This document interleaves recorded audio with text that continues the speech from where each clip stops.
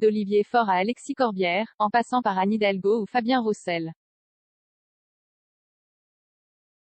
La gauche a dénoncé dimanche la responsabilité d'Éric Zemmour dans les incidents violents qui ont émaillé son premier grand meeting de campagne, dimanche à Villepinte, Seine-Saint-Denis.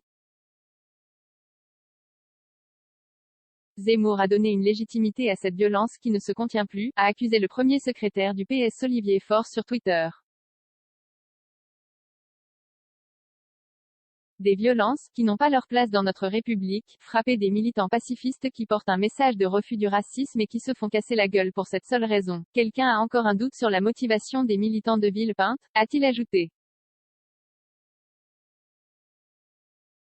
La France, ce n'est pas le racisme. Militants pacifistes roués de coups, insultes envers les médias, je condamne avec la plus grande fermeté ces violences insupportables qui n'ont pas leur place dans notre République. Total soutien aux journalistes et aux militants agressés, a aussi réagi dans un tweet la candidate du PS Anne Hidalgo. Journalistes hués, militants antiracistes agressés, voilà à quoi ressemblerait la France si Zemmour le haineux la dirigeait, a dénoncé le candidat du PCF, Fabien Roussel, qui a exprimé sa solidarité avec tous ceux qui ont eu à subir ce déchaînement de violence.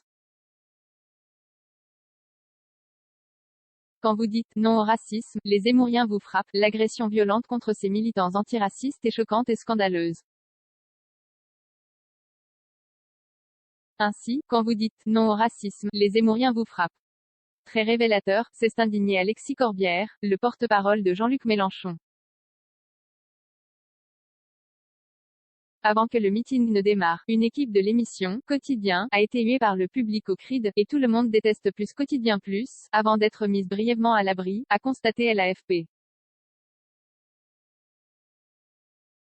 Et des militants de SOS Racisme menant une action qui se voulait non violente, ont eux été agressés par des participants. 10 commentaires, 0 partage, partagé sur Messenger, partagé sur Facebook, partagé sur Twitter, partagé sur Flipboard, partagé sur Pinterest, partagé sur LinkedIn, envoyé par mail, sauvegarder une faute, imprimé.